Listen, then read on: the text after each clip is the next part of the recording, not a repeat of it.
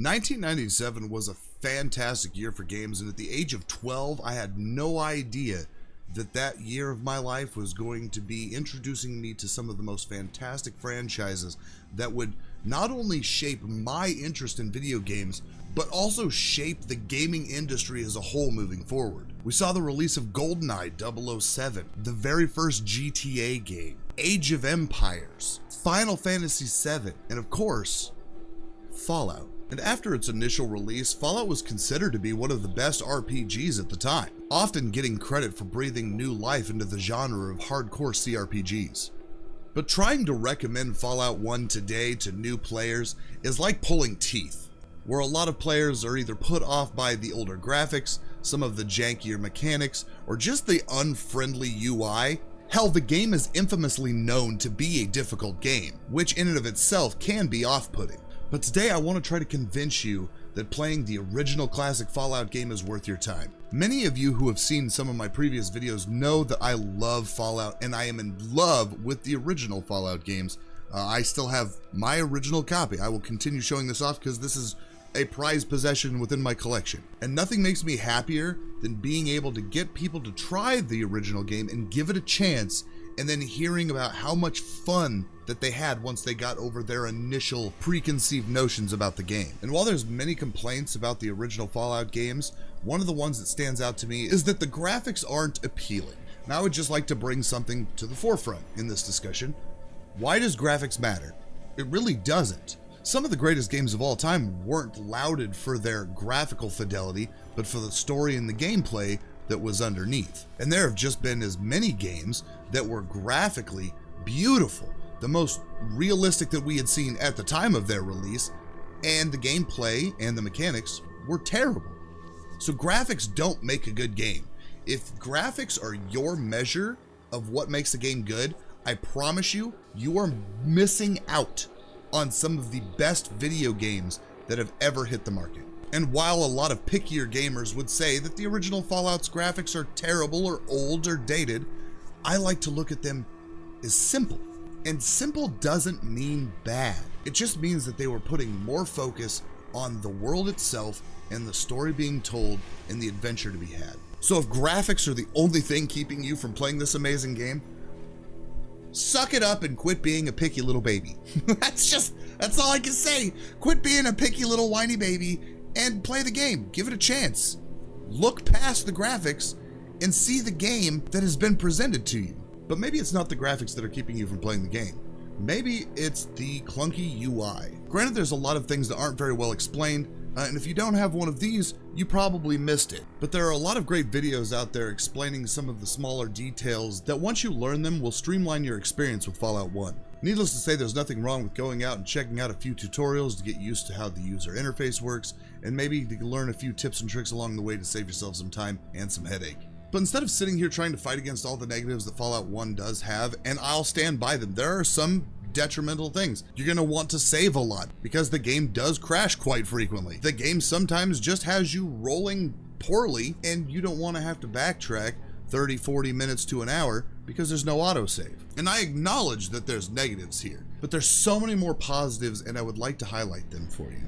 You know, the game can be difficult, but the game is also very rewarding by getting over those difficulties, figuring out which direction you need to go next, overcoming a difficult combat encounter, or navigating your own way through a quest to see it resolved. And there's a lot of funny moments in this game. Even some of your biggest failures can feel like a comedic opportunity to just have a laugh at the sheer insanity of what went down. And even with the game's difficulty being what it is, you can turn it down to the point where your only real enemy is RNG. But I think one of this game's greatest strengths is the fact that no one single quest has one single solitary answer to it.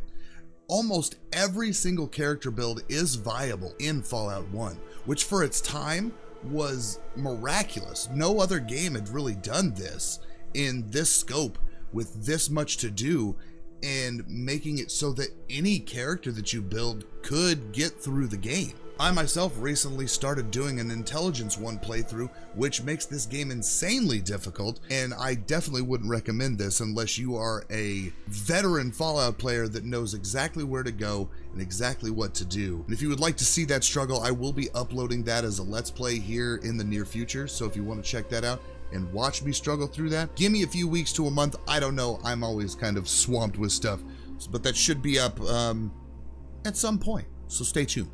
But even after all of these years of playing this game, I had never done a playthrough like this, and I saw new things and new ways through situations that I had never seen before. Now, recently as the recording of this video, we saw the release of Baldur's Gate 3, which is known for just how varied you can approach the game with different characters to see different results. And while yes, Fallout for its time didn't have, you know, hundreds of different outcomes for each scenario, you're definitely going to see something new every time you play this game. And not many RPGs at the time or now can say that. Generally, you come in, it doesn't matter what build you have, by the end of the game, it's just the story that you've played. But with Fallout 1, you get a little bit of that variation, and just like what we've come to know in later Fallout titles, affects the overall ending and how different settlements and different factions end up at the conclusion of our journey. And why let a little something like graphics or a clunky UI prevent you from trying a classic RPG that spawned numerous spin-offs, sequels, and even a television show? The game that started out as the twinkle in the eye of a couple of developers that got its start in a conference room with the promise of free pizza and turned out to be one of the most well-known franchises in all of gaming. There is a lot of love that has been poured into Fallout 1, and this game oozes it in every corner.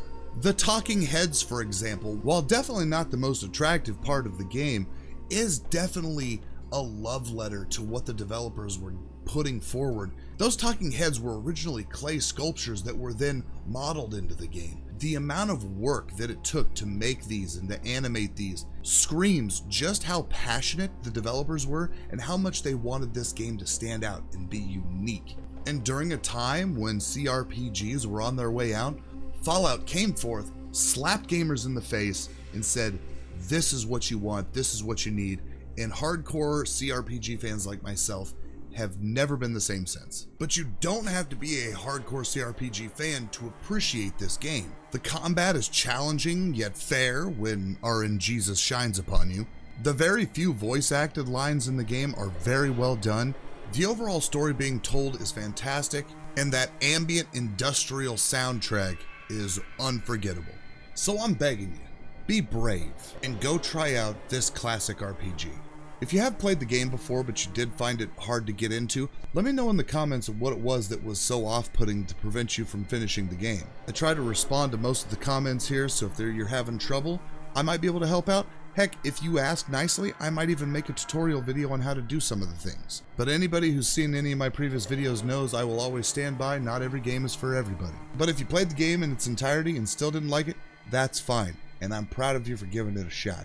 Thank you so much for watching the video today. I really appreciate you giving me the time. And if you'd like, you could always swing by the Twitch channel and talk to me live over at twitch.tv/micromanager. I'm live 3 to 4 days a week, depending. I'm a busy stay-at-home dad, got other stuff going on. But I'm always willing to talk video games, and I always like meeting new people. And until next time, stay weird, stay awesome, and I'll see you nerds in the next video.